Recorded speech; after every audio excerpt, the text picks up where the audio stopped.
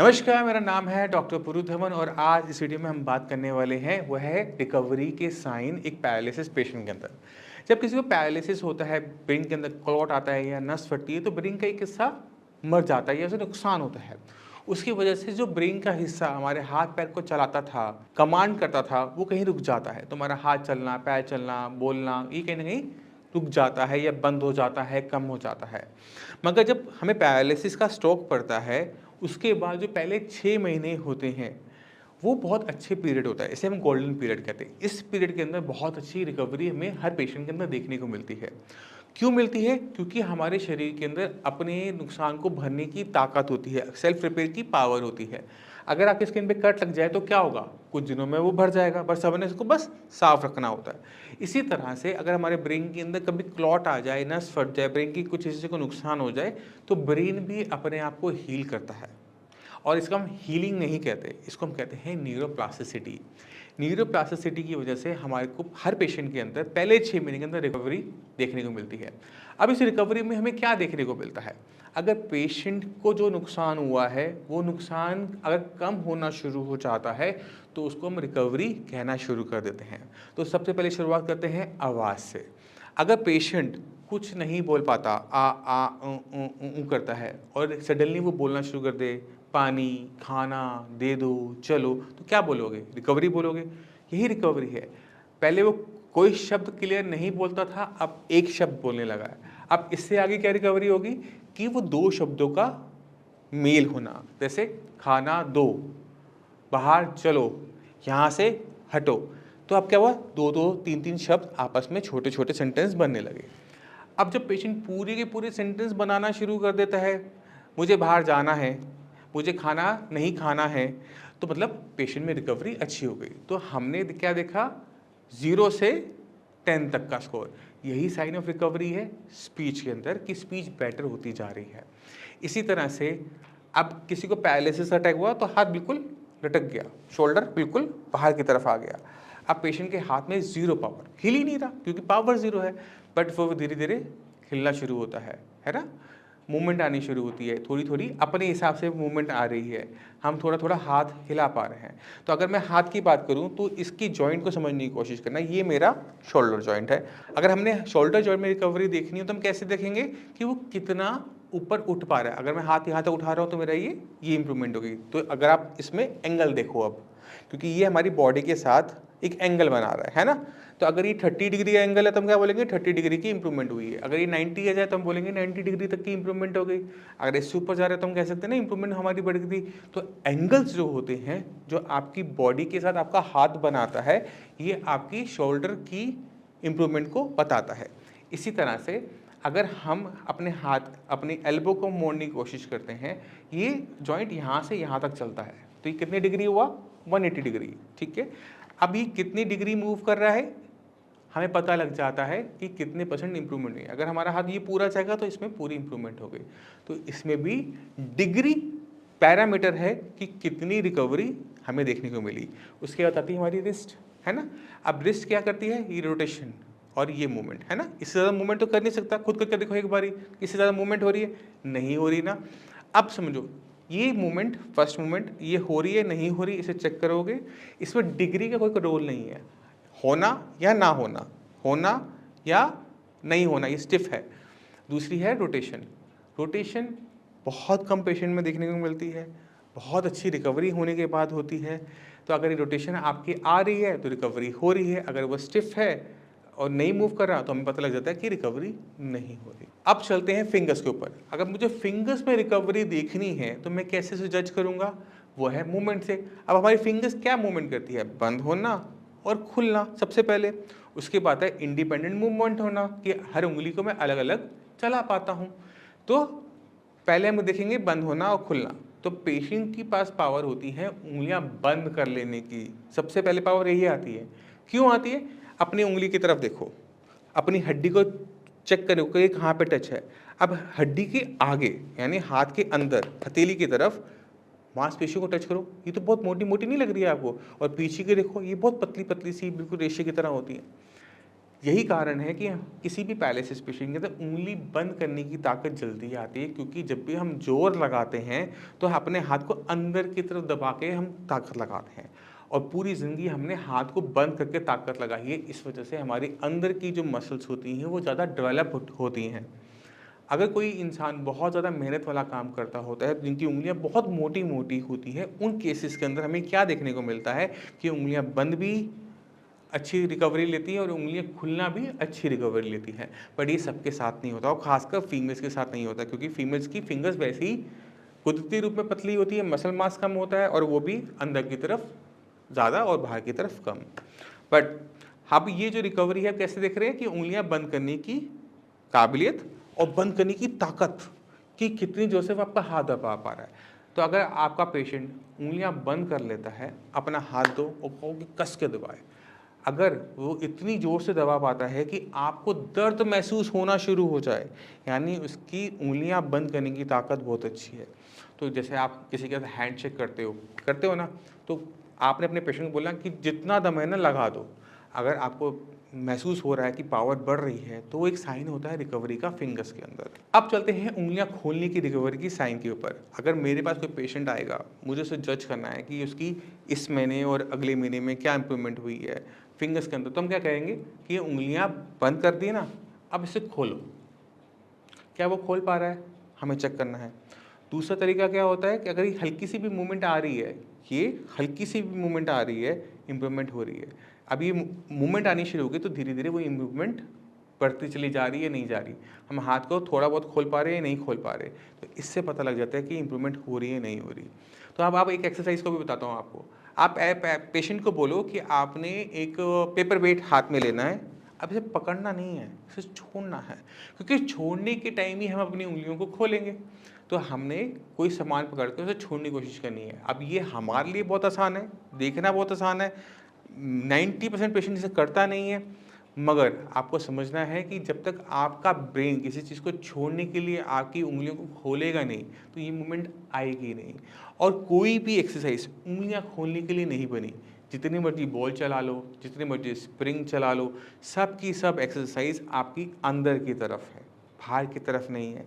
अगर आपके पास ये वाली ताकत आ गई है और अभी भी आप बॉल चला रहे हो, तो आप सबसे बड़ी गलतियां कर रहे हो। आपका हाथ कभी भी बाहर की तरफ नहीं खुलेगा, उंगलियां बाहर की तरफ नहीं खुल पाएगी, सामान पकड़ तो लोगे, छोड़ नहीं पाओगे। तो आप इस चीज़ का ध्यान रखना। साइन भी बताएं, और मैंने आपको शायद एक्सरसाइज भी पूरी की पूरी समझा दी है कि आप क्या गलती करते हो एक्सरसाइज करते समय। तो ये बात होगी हमारी शोल्डर की, हमारे एल्बो की और हमारे फिंगर्स की। अब मैं आपको फिंगर्स को अगर हम अलग कर दें तो एक तरीका और देता हूं जिसमें आप रिकवरी के साइन देख सकते हो, वो है शोल्डर व्हील। शोल्डर व्हील अब आपके स्क्रीन पर है, इसे देख सकते हो। ये कुछ ना कुछ घास काटने वाली मशीन की तरह होता है, गोल गोल घुमाना होता है। दिल्ली के तो पार्कों में भी लगा हुआ है कि आपने लिया और ऐसे गोल गोल घुमा रहे हैं, है ना। तो ये सर्कल है। कितने डिग्री होते हैं एक सर्कल के अंदर? 360। जहाँ से लेते हैं वापस वहीं पर आ गए। अब इसमें हमारा हाथ कितना ऊपर जा रहा है ना। तो आप देखोगे कि वो एक इंस्ट्रूमेंट है, वो एक पर्टिकुलर एंगल बना रहा है ना। अब शोल्डर व्हील की तरह एक घर पे लगी हुई घड़ी भी होती है, 360 डिग्री वो भी घूमती है। तो वो आपने एक शोल्डर व्हील को घड़ी बना लेना है। ऊपर लिखो 12, नीचे 6, 3, 9 और उसको पूरा कर दो 1 2, जैसे हम घड़ी बचपन में बनाया करते थे। अब आपका हाथ 6 पे है ना, अब आप इसको ऊपर ले जाओ कि कितने तक जा रहा है। अगर वो 9 तक जा रहा है, नहीं जा रहा, तो अगर ये नंबर बढ़ रहे हैं, 6 से बढ़ते हुए ऊपर जा रहे हैं, तो आपको पता लग जाएगा कि आपके अंदर इम्प्रूवमेंट हो रही है। अगर आप 10 जा रहा है, ऊपर ले गए, फिर देख लो कि वापस नीचे आता, 10 से ऊपर नहीं जाता, फिर आप कोशिश करते हो अगले दिन, फिर वो 11 जा रहा है, फिर वो नीचे आ रहा है। तो इस तरह से आपका जो बढ़ते हुए नंबर हैं 6 से लेकर 12 तक के इम्प्रूवमेंट बता रहे हैं, क्योंकि एक बार आप 12 पे ले गए, उसके बाद नीचे तो आराम से आ ही जाता है। बट और ये क्या हो गया, हमारी पूरी शोल्डर की मूवमेंट हो गई 360। तो हमने 6 से 12 ले जाने की कोशिश करनी है शोल्डर व्हील को। और ये ना सिर्फ एक्सरसाइज है, ये आपकी एक्सरसाइज आपकी शोल्डर की भी है, आपकी एल्बो की भी है, और कहीं ना कहीं आपकी रिस्ट की भी है। जो इसमें रह जाता है वो रह जाता है हमारी फिंगर्स। तो जितनी भी एक्सरसाइज हैं जो मैं आपको बताता हूँ, वो साइन भी देती है रिकवरी का और एक्सरसाइज भी करवाती है। क्योंकि जब भी किसी पैरालिसिस पेशेंट को हमने एक्सरसाइज करवानी होती है तो हमने मेक श्योर करना होता है कि उसे पहले महीने में रिजल्ट मिलने शुरू हो जाएं। क्योंकि अगर आपको पहले महीने में रिजल्ट्स नहीं मिलते तो पेशेंट कहीं ना कहीं हताश हो जाता है, क्योंकि वो बहुत सालों से पैरालिसिस से लड़ रहा होता है। और इसी वजह से हमने अपनी तरफ से पूरी कोशिश की है साई संजीवनी के अंदर कि कोई भी पैरालिसिस का पेशेंट हो उसे पहले महीने में ही रिकवरी के साइन अपनी बॉडी के अंदर दिख जाने चाहिए। उसकी एक्सरसाइज करने का पैरामीटर बदल जाना चाहिए, उसका स्टेमिना बदल जाना चाहिए। क्योंकि अगर आपको एक आशा की किरण नज़र आनी शुरू होती है अंधेरे के अंदर, तो वहाँ पर चलना, आगे बढ़ना आसान हो जाता है। और यही सबसे बड़ी ताकत है साई संजीवनी की ट्रीटमेंट की, कि पहले महीने में ही रिकवरी किसी भी पेशेंट में शुरू करवा दी जाती है, जिससे वहाँ पर हमें चाहे सफ़र लंबा ही क्यों ना हो, चलना आसान हो जाता है। तो ये तो बात हो गई थी हमारे हाथ के बारे में। अब चलते हैं पैर के अंदर। पैर कि हमें अब देखना पड़ेगा कि पेशेंट को दिक्कत क्या हो रही है। क्योंकि दिक्कत अगर आज की तारीख में मुझे कोई हो रही है, उसमें अगर दिक्कतें कम हो रही हैं, तो वही पैरामीटर है पैर की रिकवरी का। ठीक है। अब किसी पेशेंट को अगर चलने में दिक्कत हो रही है तो चलने में दिक्कत कई टाइप से आती है। पहली दिक्कत है कमर से, कि मैं अपना वजन संभाल नहीं पाता। पैर तो बड़ा पा लेता हूँ बट मैं इस तरह से हिलता रहता हूँ। क्यों? क्योंकि मैं अपना वजन नहीं संभाल पा रहा, अपनी बॉडी को स्ट्रेट नहीं रख पा रहा। तो अगर हम कोई एक्सरसाइज ऐसी करवा रहे हैं जिसमें हमें बैलेंस बन रहा है, बैलेंस बनने की एक्सरसाइज हो रही है और उसमें इंप्रूवमेंट हो रही है, तो हमें पता लग जाएगा कि पेशेंट में साइन ऑफ रिकवरी आ रहा है। तो आपने क्या करना होता है, एक्सरसाइज बता देता हूँ।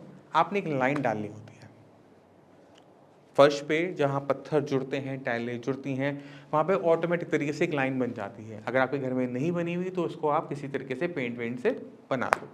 अपने पेशेंट को बोलो कि आपने अपने दोनों पैर इस लाइन के ऊपर रखने हैं। अब इमेजिन करो कि कलाकार आदमी है, वो रस्सी पे चल रहा है, रस्सी पे वो बैलेंस बना रहा है।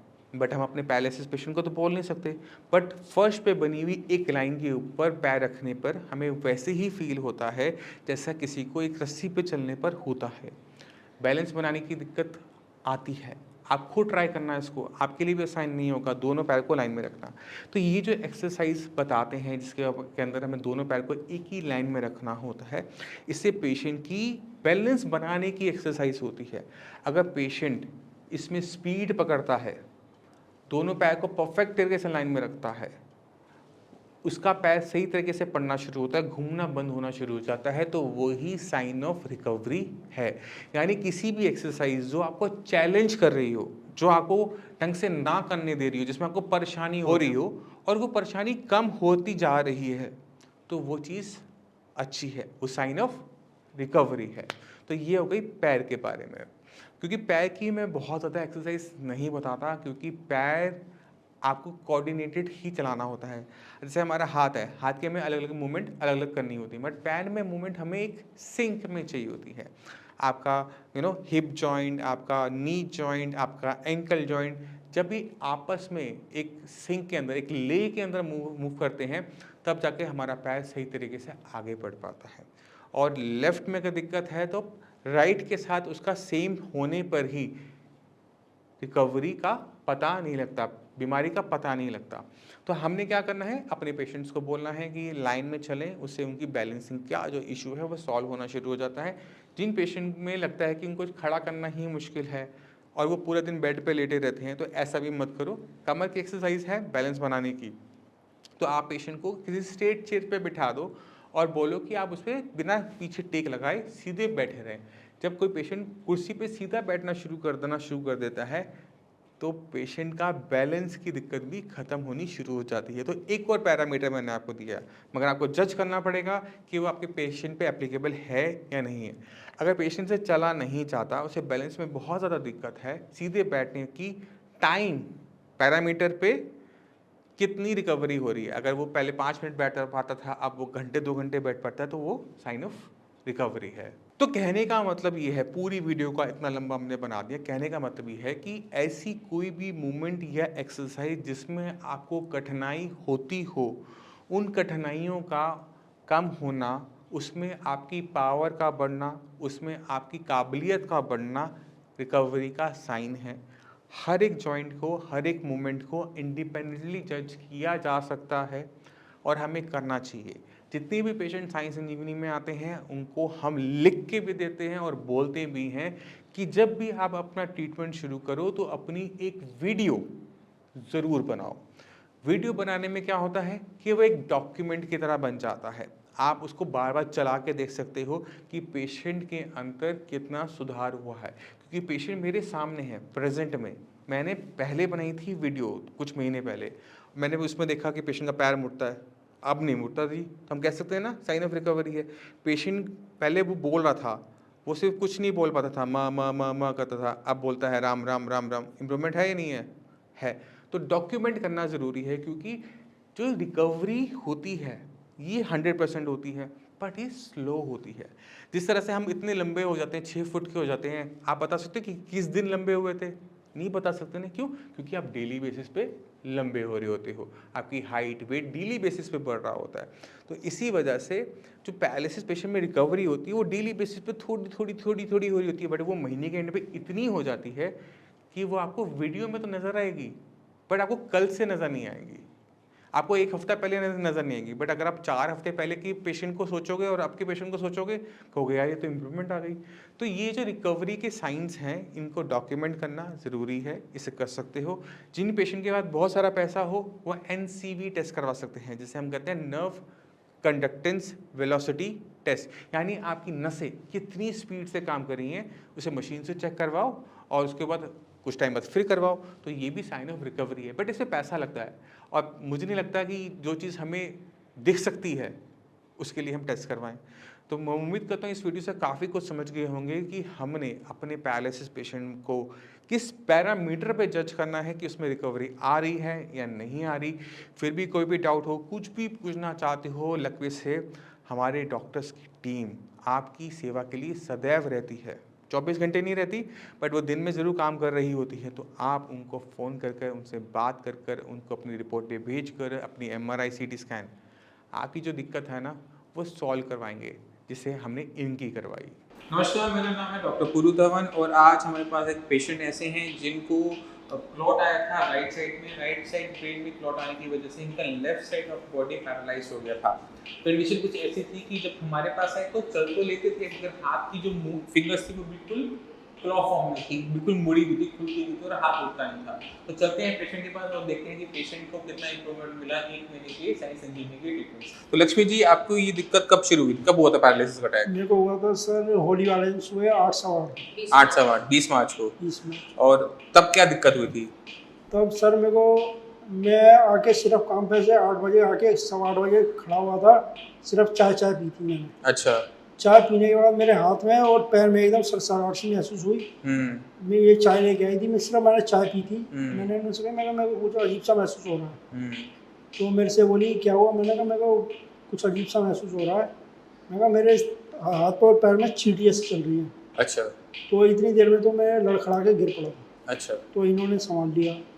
मेरा बेटा था, मेरी बेटियाँ थी, उन दोनों घर। तो स्कूटर पर बैठा के मुझे RML ले गए थे। तो वहाँ जाके मेरा ट्रीटमेंट चला था 4 दिन। उसके बाद उन्होंने मेरे को डिस्चार्ज कर दिया। तो जब वहाँ से आए तो क्या कंडीशन थी? उस समय तो मैं लेफ्ट हैंड साइड पूरी अनकॉन्शियस थी, कोई मतलब मेरे फेस वगैरह पे, आँख वगैरह पे पूरा लेफ्ट साइड हो चुका था। वॉइस भी चली गई। अच्छा, और जब साइंस संजीवनी में आए तो क्या कंडीशन थी? साइंस संजीवनी में जब आया तो मैं चल तो रहा था, मगर मेरा हाथ काम नहीं कर रहा था। हाथ की क्या कंडीशन थी, थोड़ा सा बताओ। हाथ की मेरी कंडीशन, हाथ मेरा पहले इतना उठता था और मुड़ा रहता था। कैसे मुड़ा रहता था? फिंगर मेरी ऐसे मुड़ी रहती थी। अच्छा, अब पूरा हाथ उठाओ। अब मेरा हाथ ऊपर उठता है और फिंगर मेरी सीधी हो गई। अब चीज़ों को पकड़ने में दिक्कत तो नहीं होती? नहीं। पकड़ो, पेन उठाओ उल्टे हाथ से। पहले कर पाते थे इसको? नहीं, पहले नहीं कर पाते थे। अब कितने टाइम में ये हुआ? 1 मंथ से 1 महीने के अंदर ही सारा सुधार हुआ। तो आपने खुद देखा कि पेशेंट के अंदर वो चेंजेस जो चाहिए होती हैं, जो उसकी इम्प्रूवमेंट रुक जाती है, वो शुरुआत करने के लिए हमें हाथ पैर की मसल्स पे काम नहीं करना पड़ता, हमें सिर्फ पेशेंट की ब्रेन पे काम करना पड़ता है, क्योंकि वहीं पर क्लॉट आया था, वहीं पर डैमेज हुआ। जब तक हम ब्रेन पे काम नहीं करते, पेशेंट के हाथ पैर में कभी भी पावर नहीं आती। जो रुकी हुई इंप्रूवमेंट थी, जो रुक गई थी, जो हाथ में मूवमेंट नहीं थी, उंगलियां मुड़ी हुई थी, वो सिर्फ 1 मंथ के ट्रीटमेंट में पेशेंट की कंडीशन कुछ ऑलमोस्ट नॉर्मलाइज हो गई है। अभी 1 महीना हुआ है, अभी हम थोड़ा सा और आगे चलेंगे, 2-3 महीने का कोर्स करेंगे, उसके बाद मुझे नहीं लगता कि आपको और ट्रीटमेंट लेने की जरूरत नहीं पड़ेगी। डॉक्टर साहब मुझे कोई दिक्कत नहीं है, 6 महीने की दवाई खा लूँगा मगर मुझे सही होना है। अच्छा ठीक है। चलिए, इतना लंबा तो नहीं जाएगा आपका, क्योंकि काफ़ी अच्छी इंप्रूवमेंट हो चुकी है। जितनी इंप्रूवमेंट इस महीने आई है, इतनी अगले महीने आ जाएगी, तो आप ऑलमोस्ट हो चुके होगे। अभी सुनने में आया आप बाइक से आए हो, बाइक चलाकर आए हो, पिछले महीने बाइक चलाते थे? नहीं नहीं चलाता नहीं, बेटे के साथ में बेटा मेरा पीछे कितने टाइम के बाद आपने बाइक चलाई है? 4 महीने 4 महीने 4 महीने बाद, ठीक है। इनमें बहुत तेजी से बहुत अच्छी इंप्रूवमेंट आने का एक रीज़न ये भी है कि इनकी जो डैमेज हुआ था उसको भी बहुत ज़्यादा टाइम नहीं हुआ था। अगर ये पेशेंट 6 मंथ के बाद आता तो उसमें इंप्रूवमेंट धीरे धीरे होती, क्योंकि ये अपने कुछ टाइम के अंदर है जब ब्रेन के अंदर डेवलपमेंट हो रही होती है, तो ज़रा सा भी हम उसको पुश करते हैं तो वो तेज़ी से इंप्रूवमेंट दिखा देता है।